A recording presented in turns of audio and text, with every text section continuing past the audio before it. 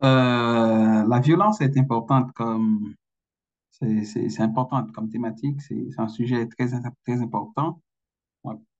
Dans le texte, dans le livre de Roland Jacquard, qui s'appelle L'exil intérieur, il y a une partie très intéressante où,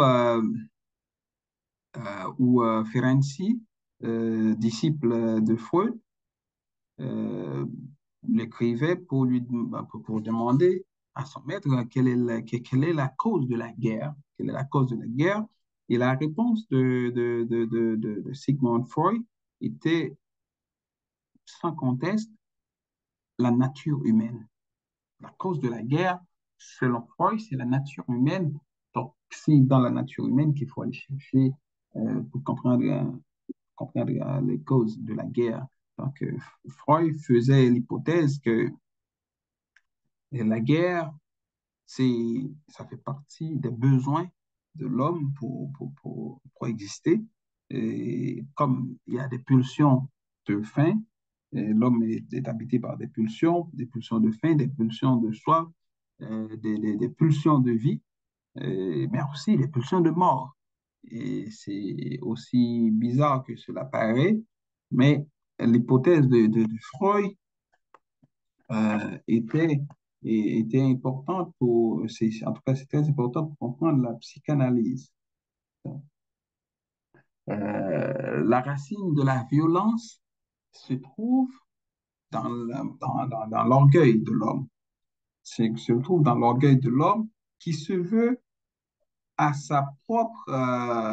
à sa propre origine, euh, mais aussi qui refuse par là même toute parole, c'est-à-dire toute adresse faite à un autre ou toute réception de l'autre par lui. C'est le refus de l'autre qui est, en quelque sorte, la base, la racine même de la violence. C'est pour cela qu'on va retrouver plus de violence en absence de dialogue. Quand les gens arrivent à se parler, quand les gens arrivent à se comprendre, à se faire comprendre, la violence n'a plus sa place. C'est-à-dire la violence, c'est l'absence même de cette capacité à comprendre l'autre, à parler à l'autre, mais aussi à se mettre à la place de l'autre. Si on pouvait se mettre à la place de quelqu'un, d'un homme, d'une femme, d'un enfant, d'une femme enceinte, etc., d'une personne à mobilité réduite en situation de handicap, on ne serait jamais en position d'infliger la violence. On serait peut-être cette personne qui ferait tout pour l'en empêcher. Mais celui qui commet un acte de violence, parfois, on peut se demander, est-ce que cette personne comprend l'impact de son acte? Parce que on rentre dans un cycle infernal, je dirais, dans un chemin de non-retour. Et rien ne peut, je dirais, effacer les blessures causées par la violence. Ne serait-ce que ce qui se passe à Port-au-Prince aujourd'hui, ce qui se passe à Gaza, ce qui se passe en Ukraine, un peu partout à travers le monde. Donc, il y a beaucoup de violence et il y a des communautés qui sont plus susceptibles d'être victimes de violence. Parfois, ça peut être lié à leur origine sociale, économique, ça peut être aussi lié à leur couleur de peau, ça peut être aussi lié à leur sexe. Les femmes sont des victimes de violences à cause de leur sexe, ce qu'on appelle la violence basée sur le genre.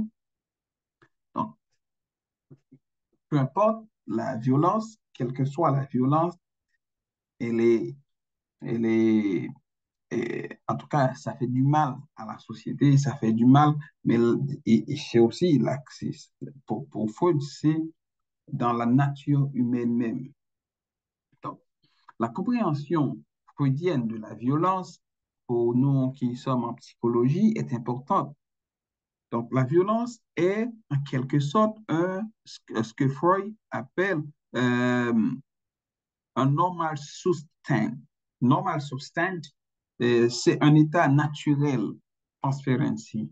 Donc, Freud pense que la nature humaine contient de telles pulsions, de telles vigueurs, une sorte de réserve d'agressivité qui fait en sorte que l'homme est toujours en proie, en situation, en proie à sa propre violence, la violence interne, ne serait-ce qu'à partir des conflits intrapsychiques. Il y a aussi cette violence, si cette violence n'est pas canalisée vers, vers le sport, vers d'autres activités, euh, en fait, on peut en payer les prix, on peut en faire les frais, la société peut en faire les frais. Donc, c'est pour ça que dans certaines sociétés, on essaye d'organiser en fait, d'organiser des compétitions de toutes sortes, dans le sport surtout, pour permettre à des jeunes en fait, de s'exprimer par le jeu, par le sport, en fait, euh, mais aussi, il y a d'autres moyens de la sublimation aussi, d'autres techniques thérapeutiques, d'autres techniques d'autres techniques qui peuvent aider à contrôler la violence. Parce que la violence aussi, c'est-à-dire dans la dimension, dans la perspective de Freud, qui est conçue comme une forme de pulsion, comme une sorte de réserve d'agressivité que l'individu veut exprimer, que l'individu veut, je dirais, exposer à l'autre.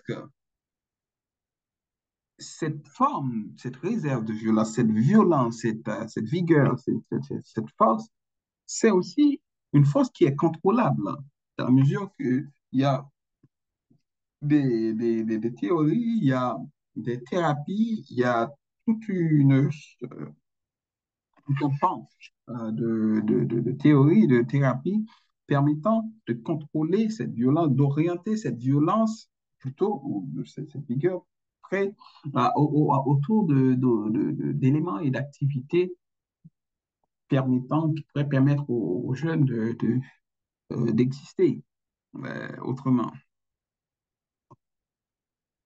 D'autres théories nous expliquent que la violence n'a rien à voir avec la génétique, avec les chromosomes, etc. Donc, la violence est au fondement de l'homme dans son conflit humanitaire et va être mise en jeu comme élément essentiel dans le processus éducatif.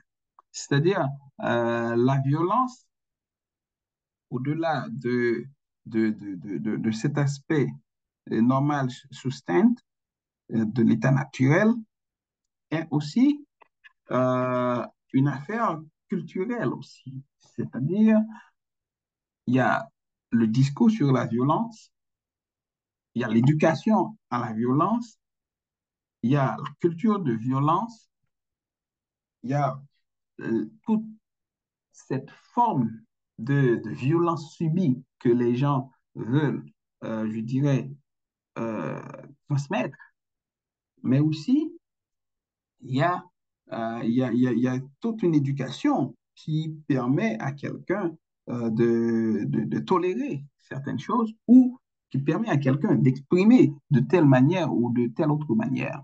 Donc, c'est important. On nous apprend que le syndrome de Klinefelter, par exemple, XXY, conduit, selon les recherches, à des comportements de violence ou de criminalité.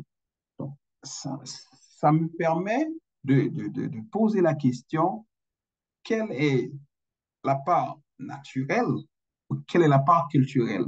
C'est-à-dire, en quoi est-ce que la violence, on peut la considérer comme quelque chose d'inné ou quelque chose d'acquis? C'est-à-dire, est-ce que la violence est une chose innée chez l'individu ou c'est la société qui apprend l'individu à être violent? C'est un débat. Moi, je vous invite à produire une page de réflexion, à partager avec moi, mais aussi on peut en discuter en long et en large. On peut prendre un moment pour ça, pour comprendre, pour nous exprimer, pour nous dire ce que vous pensez. Est-ce que la violence est plutôt quelque chose, on va dire, qui est, qui est naturel chez l'individu, ou c'est quelque chose apprise dans la société, dans ce qu'on dans les rapports sociaux qu'on apprend la violence. C'est un débat ouvert, on peut toujours venir avec des arguments. Mais on est conscient qu'il y a des causes et des facteurs qui expliquent la pauvreté, ou du moins on peut les considérer comme des facteurs à risque. Donc, et parmi ces facteurs, il y a la pauvreté. La pauvreté est un facteur à risque de la violence. C'est-à-dire, là où il y a beaucoup de pauvreté, dans les sociétés, dans les communautés où il y a beaucoup de pauvreté, on est susceptible à avoir beaucoup de violence. Le racisme, par exemple. Le racisme est aussi une des choses qui conduit à la violence. Donc, c'est en soi une forme de violence sur l'autre, de le raciser, de la raciser, de faire en sorte de lui faire croire qu'il est inférieur à- par rapport à sa couleur de peau, par rapport à son origine, par rapport à sa langue, par rapport à son discours, par rapport à, je ne sais pas, mais par rapport à son accent, et à sa couleur, et à ses cheveux, etc. Donc, c'est autant de choses qui conduisent à la violence, mais en soi qui est une forme de violence. Parce que le racisme, comment je peux dire ça? En fait, c'est quelque chose de pensé, c'est un système qui est pensé pour qu'un groupe reste à la tête, pour qu'un groupe puisse avoir ce qu'on appelle le monopole. C'est ça. Le racisme profite à un groupe, profite à une race, profite à une catégorie sociale. Donc, mais aussi parmi ces causes de risque, je dirais des causes, ces facteurs à risque de la violence, on peut nommer aussi l'aménagement urbain. L'aménagement urbain, c'est-à-dire en tout cas, il a été prouvé dans les communautés où les gens vivent, je dirais, dans des structures anarchiques, de bidonvilles, de ghettos, il y a beaucoup de chances qu'il y ait. euh, c'est un facteur de risque, c'est un facteur à risque de la violence. Mais ça ne veut pas dire pour autant, parce que le piège qu'il faut pas prendre là-dedans, ça ne veut pas dire que quartier populaire, ghetto égale violence. C'est tellement faux. Moi, j'ai un exemple, le quartier de Solino, qui est un quartier populaire.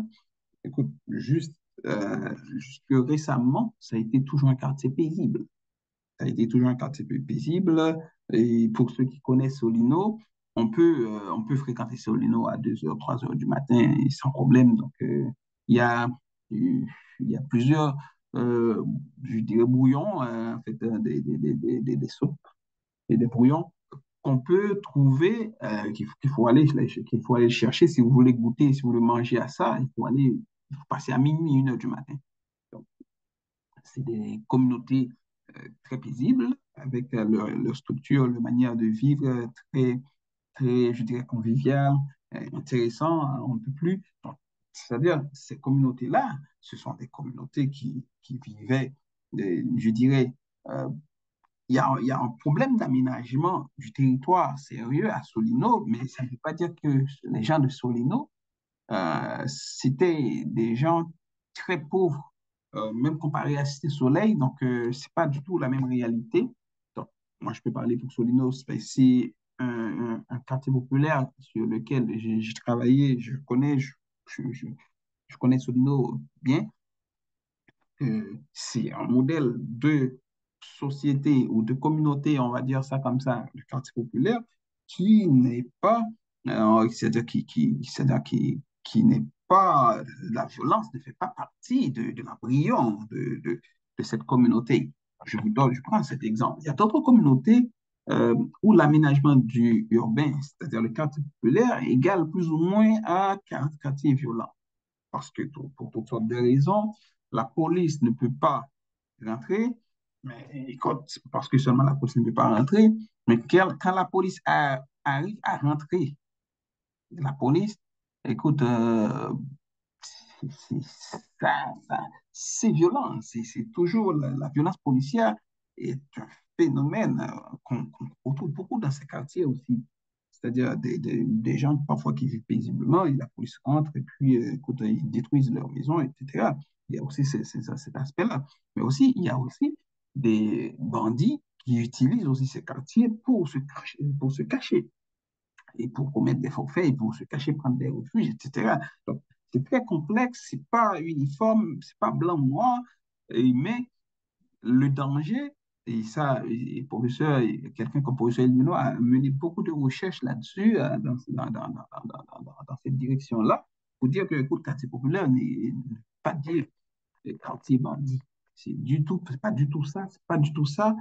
C'est des communautés dans le contexte haïtien. Je ne vais pas faire un cours sur les quartiers populaires, on aurait pu le faire, mais c'est des quartiers qui sont nés dans un contexte donné, de la mondialisation, dans un contexte donné d'exploitation industrielle, etc., des zones industrielles. Bref, ces gens-là vivaient, ils arrivaient à Port-au-Prince, ils voulaient aller travailler dans des factories, dans des industries, et là, ils voulaient être aussi près de l'industrie. La plupart des quartiers, si vous voyez bien, les quartiers populaires sont proches, un peu proches de ces, on va dire, de ces factories, de ces industries. Parce que c'est ça, parce que le salaire qu'ils ont, ils ne pouvaient pas acheter un auto, une voiture pour aller, un SUV, pour aller travailler. Il faut être proche, pas trop loin en tout cas, pour pouvoir se déplacer, pour aller travailler et ce qu'ils gagnent, ce que ces personnes gagnent là, ils ne pouvaient pas non plus se payer le luxe d'habiter une vraie maison. C'est-à-dire, c'est un cycle de violence. C'est-à-dire l'aménagement du territoire, pour comprendre la question de l'aménagement du territoire, il faut comprendre la question de la pauvreté. Pour comprendre la question de la pauvreté, il faut comprendre la question même de l'État. L'État violent en Haïti, cet État-là. Donc, cet État importé qu'on connaît en Haïti. Donc, c'est ça. Mais aussi, il y a le système éducatif. Le système éducatif, c'est-à-dire, ça, c'est un point très, très important. Aujourd'hui, dans la situation du pays, dans la situation d'Haïti, parce qu'on fait un cours en psychologie sociale à l'Université d'État d'Haïti, on ne saurait faire l'économie de cette connaissance. On ne peut pas comprendre la situation d'Haïti sans questionner le système éducatif. C'est-à-dire, le système éducatif haïtien est responsable, en quelque sorte, de ce qui se passe. En tout cas, ce qui se passe, c'est parce que le système a failli. D'accord?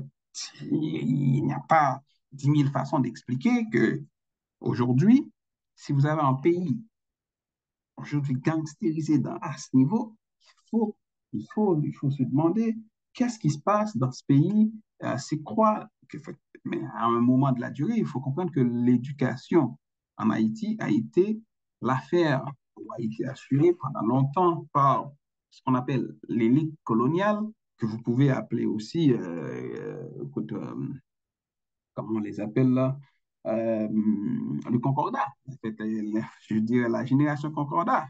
Donc, c'est une élite qui n'a pas su construire un État.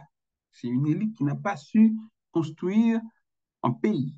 C'est une élite qui, écoute, n'a aucun lien fort avec la communauté, avec le pays, avec les milieux paysans, avec Haïti en soi. c'est une élite contre Haïti. C'est le système éducatif français, c'est le système éducatif de Concordat. Ça a été orchestré tel quel pour que l'on arrive ici à avoir des gangs. C'est un système éducatif gangstérisé.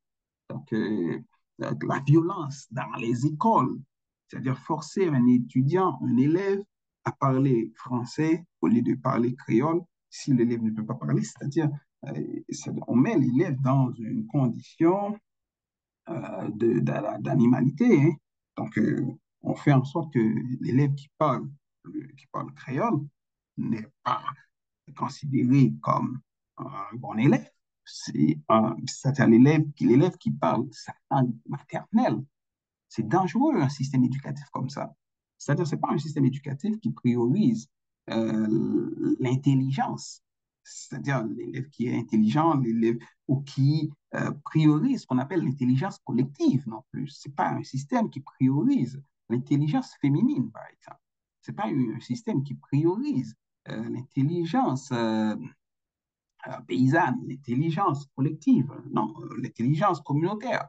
Non, mais non, c'est un système plutôt qui priorise l'individualisme, qui priorise le grain 5, donc qui priorise en fait ce qu'on appelle le malice, Monsieur Malice, qui est censé être un homme vilain, qui, écoute, qui donne des coups bas tout le temps à Bouki, etc. C'est un système qui produit ce qu'on appelle des individus, c'est-à-dire des voleurs tout court. Et regarde, qu'est-ce qui se passe? Regardez nos chefs d'État, regardez nos sénateurs députés, regardez où ils étaient, ils viennent de quelles écoles? Mais il faut pas se le cacher. Là, on est quand même aujourd'hui en face d'une réalité. C'est que il faut questionner l'école, il faut questionner l'école, il faut questionner la société. Mais l'école, c'est l'élément, c'est l'acteur, c'est l'outil, je dirais, en tout cas, c'est l'élément important, c'est l'élément pilier de la socialisation. Donc, maintenant, on peut aussi questionner l'Église. Mais euh, vous voyez, quand on questionne l'école en Haïti, le système éducatif haïtien, d'accord, les responsables, les catholiques, c'est catholiques français, ces personnes-là, écoute, ils ne promotent pas en fait, l'intelligence collective. Donc, ils ne promotent pas le vivre ensemble. Ils ne promotent pas ce qu'on appelle l'haïtianité, la langue créole, le vaudou, la culture haïtienne, le rara, en tout cas, tout ce qu'on est, tout ce qu'on tout ce qu'on pratique, tout ce qu'on fait, en fait, tout ce qui nous permet de nous identifier comme peuple aussi. Donc, ça, c'est des enjeux importants. Mais maintenant, si vous prenez l'Église à côté, donc, écoute, l'Église, en fait, l'Église, quand on parle de l'école, l'école n'est pas seule. C'est toujours une Église qui, qui implante une école, généralement. Donc, et l'Église fait ce sale boulot de lavage de cerveau pour faire en sorte que, pour décitoyeniser un peu les gens, on va dire déresponsabiliser les gens, mais euh, euh, en tout cas, euh, c'est un manque de civilité même qui caractérise ces institutions de socialisation en Haïti qui n'ont aucun respect pour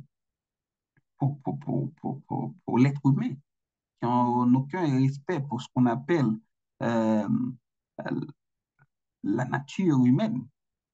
Si vous avez un minimum de respect pour la nature humaine, vous devez comprendre que un être humain, on ne peut pas apprendre un être humain à être, ne pas être lui-même. On ne peut pas apprendre un être humain à se régner, à se rejeter. Donc, c'est-à-dire, si vous voulez créer des gens intelligents, si vous voulez créer ce qu'on appelle une intelligence collective, il faut repenser le système éducatif haïtien. Il faut que l'élève haïtien écoute, apprenne.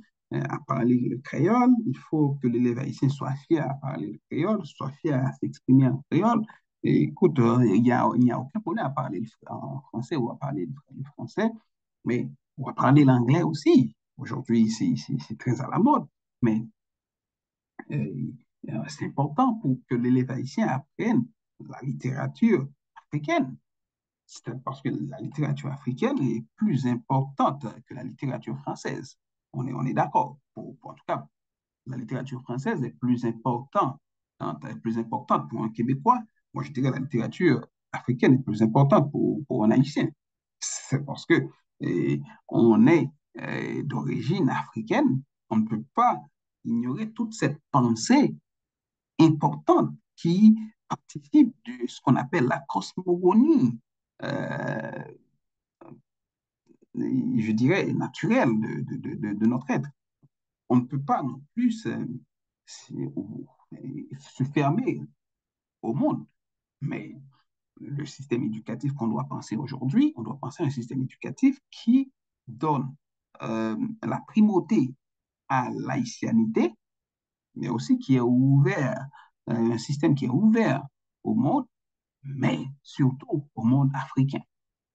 Parce que aujourd'hui, si on fait les sciences sociales, on ne peut pas faire les sciences sociales sans connaître Cheikh Anta Diop, sans connaître d'autres grands penseurs africains, mais aussi caribéens qui sont importants. Donc, bref, pour vous dire qu'il n'y a pas que la littérature française qu'il faut connaître, il faut connaître la littérature allemande, la littérature anglaise, la littérature togolaise, congolaise, nigérienne. Donc, il y a beaucoup de grands penseurs africains qu'il faut étudier en Haïti. Donc, moi, je pense que ça, c'est important. Donc, mais aussi, il faut que le système éducatif soit pensé par et pour les Haïtiens et par et pour les Haïtiens. Écoute, moi, j'ai même envie de dire sans les étrangers, vraiment sans les étrangers. Pourquoi?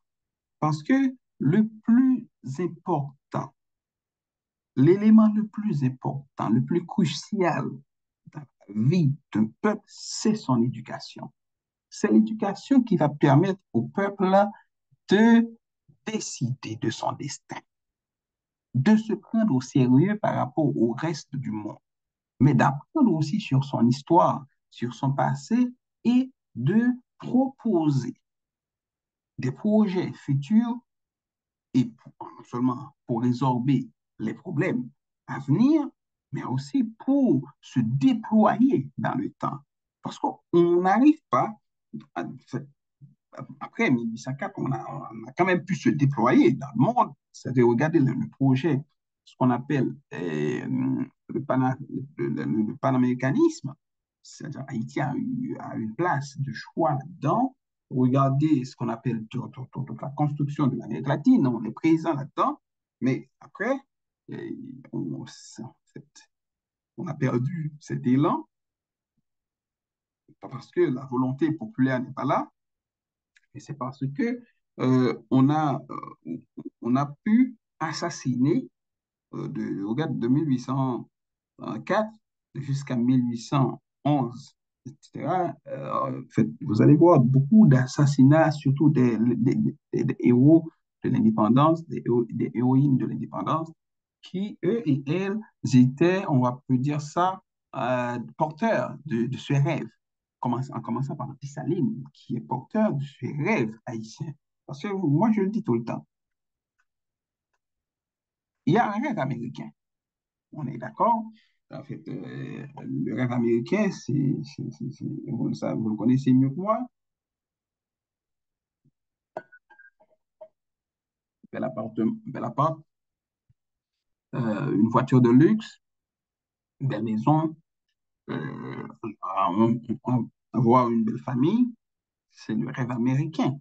Donc, on vote pour le président qu'on veut, on nous donne le président qu'ils veulent. Donc, c'est un peu le rêve américain. Mais il y a aussi un rêve haïtien. Il y a aussi un rêve haïtien. Le rêve haïtien, c'est tellement grandiose, c'est décoloniser le monde. C'est utopique aussi, c'est grandiose, utopique, mais c'est décoloniser le monde. Donc, pour revenir dans ces enjeux de ces enjeux liés à la violence, que ce soit le système éducatif, on l'a très bien expliqué, les problèmes familiaux aussi, parce qu'il y a beaucoup, beaucoup de violences qui se passent dans l'espace privé en Haïti. Et comme je l'avais expliqué dans le cadre de ce cours, c'est que ce qui se passe dans l'espace privé, d'ailleurs, l'espace privé est un espace politique, éminemment politique, et qui fait en sorte que ce qui se passe dans l'espace privé a un impact sur l'espace public. Et je peux prendre l'exemple de l'invisibilisation des femmes. Si les femmes sont invisibles ou sont maltraitées, je dirais mal comprises ou même maltraitées dans l'espace privé, ne sont pas reconnues à leur juste valeur, etc., on va ressentir cela dans l'espace public. Donc, il y a aussi des enjeux qui sont liés, les facteurs à risque qui sont liés à la santé. Donc, la santé mentale, par exemple. Donc, moi, je le dis tout le temps. Tout le temps, j'essaie de réfléchir là-dessus avec des collègues. Comment pensez-vous, ou du moins, si je vais le formuler autrement, si- où sont passés tous nos fous, nos folles? En tout cas, tous ces personnes qui ont des sérieux problèmes et enjeux de santé mentale. Où sont passés ces gens? Ces gens sont dans la politique, ces gens sont au Parlement, ces gens sont, écoute, partout et partout, partout, dans les sphères publiques, partout, partout. Ces gens sont dans la rue. Et il y a parmi ces gens qui sont dans les gangs armés aussi. Donc, juste pour vous dire que, c'est-à-dire, euh, l'enjeu de la santé mentale est une priorité, mais on n'en fait pas une priorité en Haïti. Mais ce qui se passe, c'est que on vit avec nos malades mentaux et on voit les conséquences. Donc, d'autres facteurs à risque quand on parle de la violence, c'est l'impossibilité de s'exprimer ou à s'exprimer. C'est-à-dire l'impossibilité de s'exprimer. Je dirais que euh, la liberté d'expression ou le vouloir s'exprimer est très important pour l'être humain. Quelqu'un qui n'arrive pas à s'exprimer ou pour toutes sortes de raisons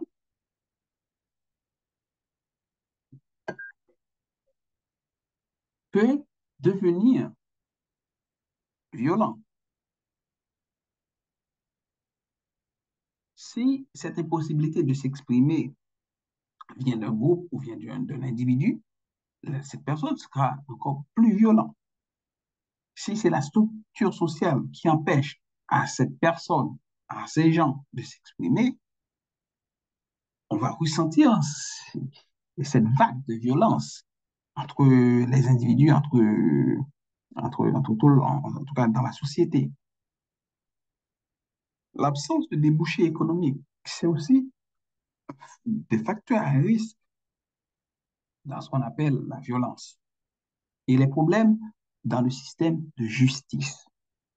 Une société qui n'a pas un système de justice fiable va connaître aussi de la violence parce que la justice élève une nation.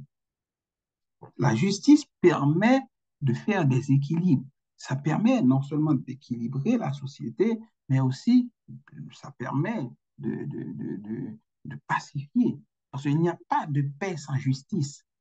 On ne peut pas avoir la paix sans justice dans une société. On ne peut pas avoir la paix sans la justice sociale aussi.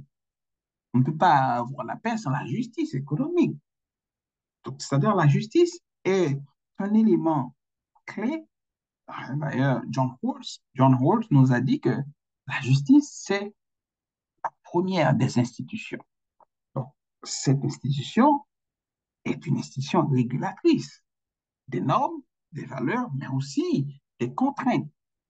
Ça permet d'imposer des lois et de faire en sorte que ces lois soient respectées par tous et toutes. Mais quand on regarde un peu Ça, c'est juste, j'ai pas mis toutes les causes ici, là.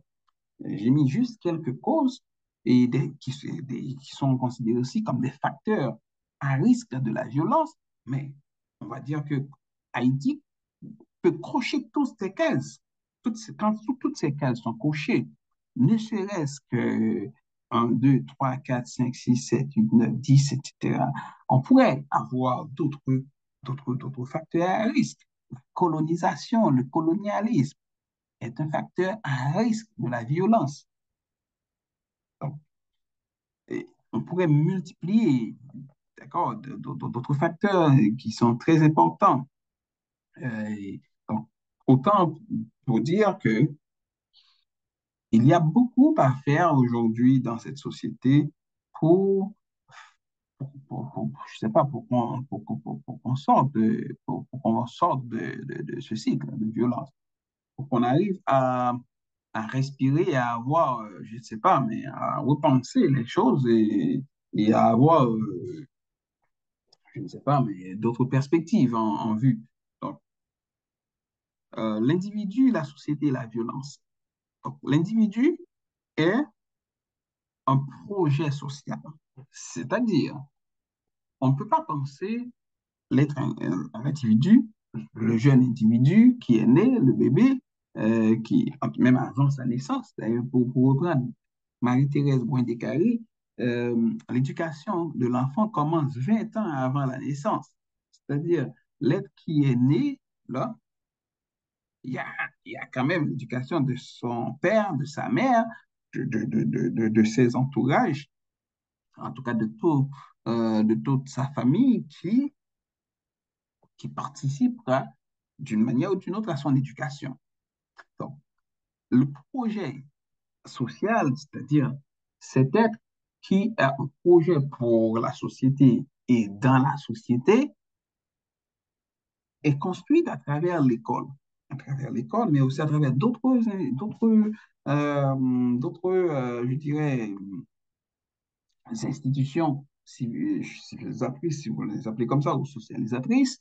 Ces institutions, c'est l'école, l'église, on peut prendre aussi la cour, qui joue aussi un rôle important. Donc, même quand c'est de moins en moins, ben, ça a aussi un rôle, surtout dans le milieu paysan ou dans le milieu rural, si on peut le dire comme ça.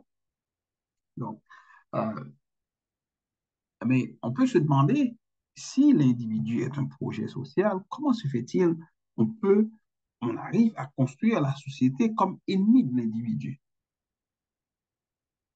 C'est-à-dire, la société devrait être cet espace qui accompagne l'individu à faire en sorte que cet individu puisse se prendre au sérieux, mais puisse participer, contribuer dans la société.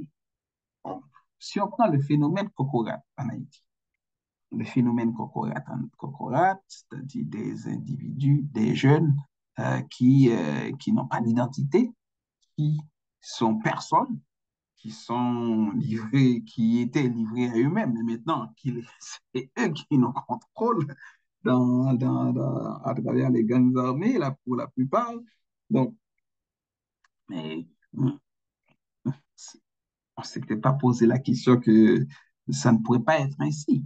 Ça ne pourrait pas être ainsi parce qu'on ne peut pas construire des individus qui, qui voient la société comme leur ennemi et qui demain vont devenir, écoute, en fait, les ennemis pour terroriser la société parce que la société les avait terrorisés quelque part.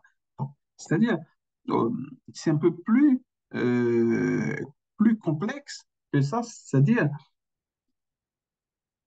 il faut croire qu'un être humain, un individu, est un acteur qui pense. Au-delà de l'école, de, de l'université, des espaces de pensée, ces individus pensent. Et ces individus pensent de manière rationnelle. Et leur rationalité leur permet de comprendre que cette société ne veut pas que ces individus comprennent ça. Et la seule façon de se faire entendre dans la société haïtienne, malheureusement, c'est par la violence. Donc la violence est devenue depuis toujours euh, une voix et une voix VOIX et VOIE pour se faire entendre. Pour se faire entendre, pour se faire respecter, c'est la personne la plus violente qu'on respecte. C'est la personne qui peut briser, euh, je dirais, semer la terreur qu'on respecte. Parce que, comme on l'avait démontré, euh, on n'a pas priorisé la connaissance, on n'a pas priorisé le savoir, on n'a pas priorisé l'idéal de s'aligner, on n'a pas priorisé non plus, euh, je dirais, la haïtienneté, on n'a pas priorisé nos valeurs euh, par rapport, euh, par rapport à nos visées, à ce qu'on vise, par rapport à notre vision comme nation, comme société, et on croit, c'est-à-dire la société, on va le dire autrement, la société a produit je dirais, euh, euh, les germes de sa destruction. Je peux, c'est regrettable de le dire comme ça, mais la société a généré ces germes de la destruction, de sa propre destruction, à travers un mécanisme de violence subie et de violence aussi exercée, de violence subie par la colonisation, d'accord? Mais aussi de violence exercée à l'endroit, parce qu'il n'y a pas eu un moment de rupture. C'est vrai, on a eu une rupture la rupture est faite par rapport à, à la colonisation, mais la rupture n'avait pas fait par rapport, je dirais, aux normes et aux valeurs que la colonisation a inculquées en Haïti. Ça, c'est le défi. Ça, c'est important de réfléchir, de voir, parce que la bataille de Verdière, toutes les autres batailles de la Quétatéo, la Vinaculum, etc., toutes ces batailles ont pu mettre fin à l'esclavage. Mais l'esclavage, c'est, je dirais, c'est la chose qu'on voit, c'est la chose visible, mais ce n'est pas la plus dangereuse. L'esclavage est mortel. On le sait, on est convenu que c'est immonde. Mais le plus dangereux, c'est ce que l'esclavage laisse, c'est ce qu'on appelle l'atavisme colonial. Parce que l'atavisme colonial fait en sorte que même si il n'y a plus d'esclaves, même s'il n'y a plus de maîtres, que les gens vont, dans leur mental, instituer, instaurer l'esclavage. Parce que l'esclavage n'a jamais été aboli mentalement. En d'autres mots, comment expliquez-vous que euh, la société a fait, la société de 1780, 90, la société coloniale de Saint-Domingue, euh, comptait 300 et quelques mille esclaves, 350 000 esclaves environ. Mais vous savez, la société d'aujourd'hui comptait environ 350 000 euh, enfants en domesticité, en esclavage. Euh, mais aussi, c'est une société aujourd'hui où l'on utilise la zombification pour continuer comment je peux dire ça, pour continuer à travers les pratiques esclavagistes. Parce que c'est l'exploitation de l'homme par l'homme. Quelque part, ben, écoute, ne serait-ce que je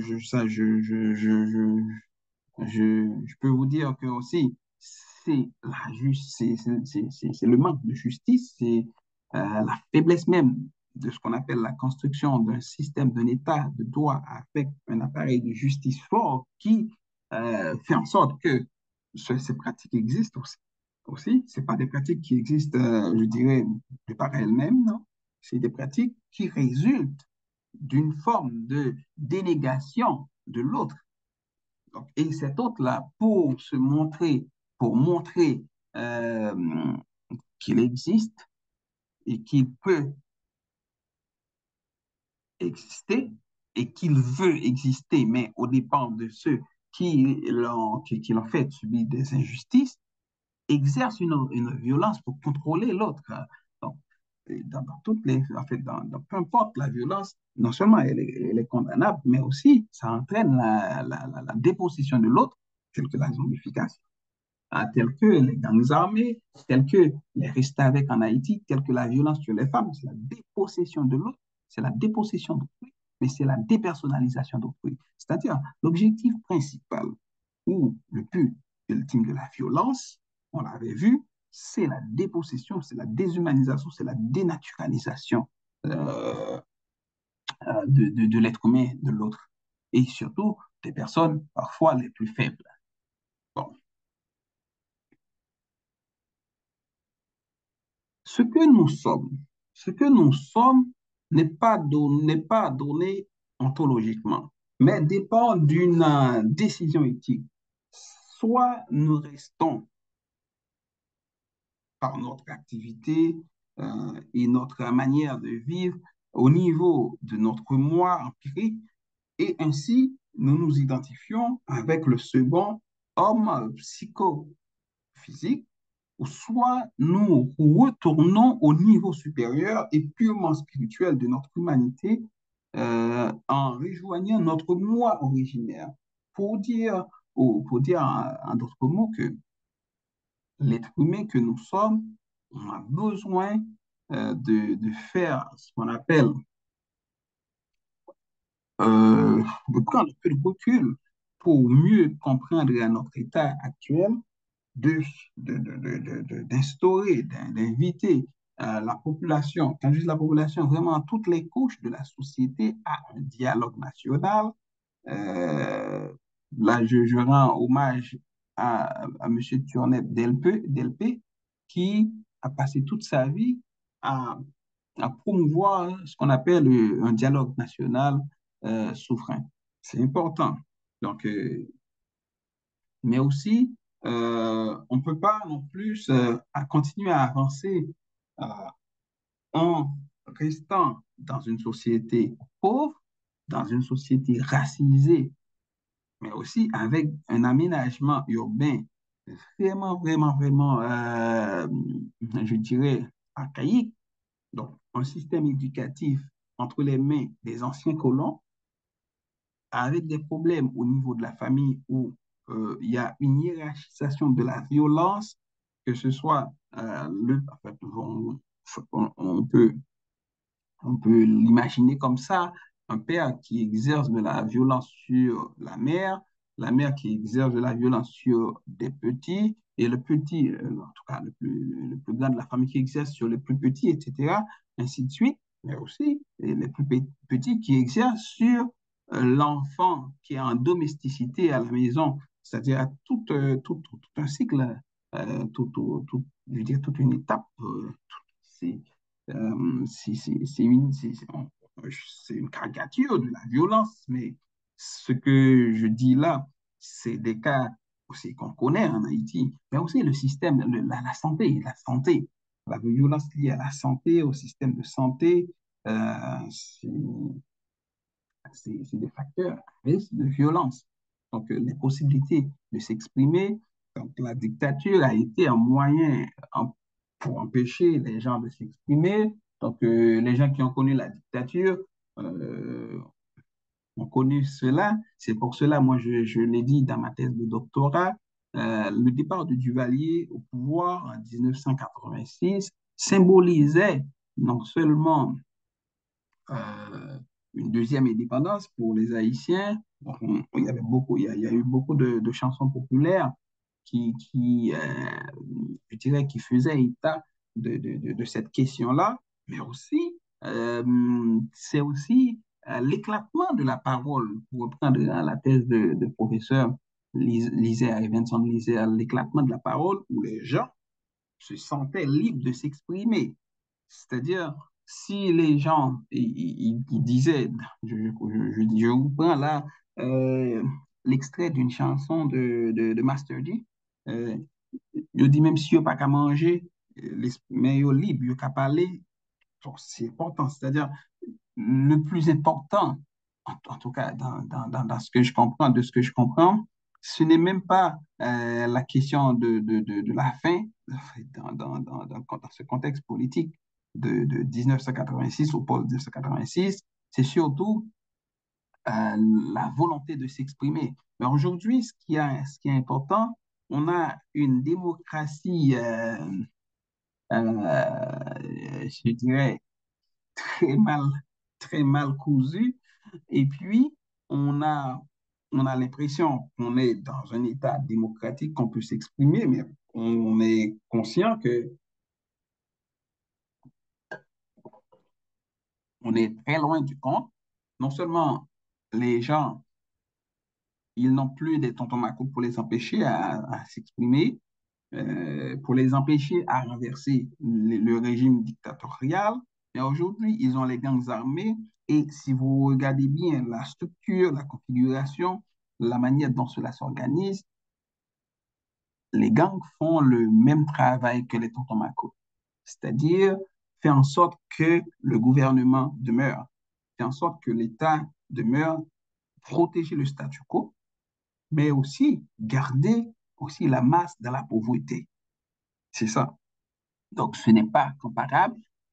D'ailleurs, les époques ne sont pas comparables, mais je dirais, euh, les lignes de conduite sont comparables. C'est-à-dire, c'est l'oppression que le peuple haïtien continue à subir l'oppression, à subir le néocolonialisme. Et il y a toujours eu, comme ils disent d'ailleurs, ceux qui veulent faire le travail du blanc.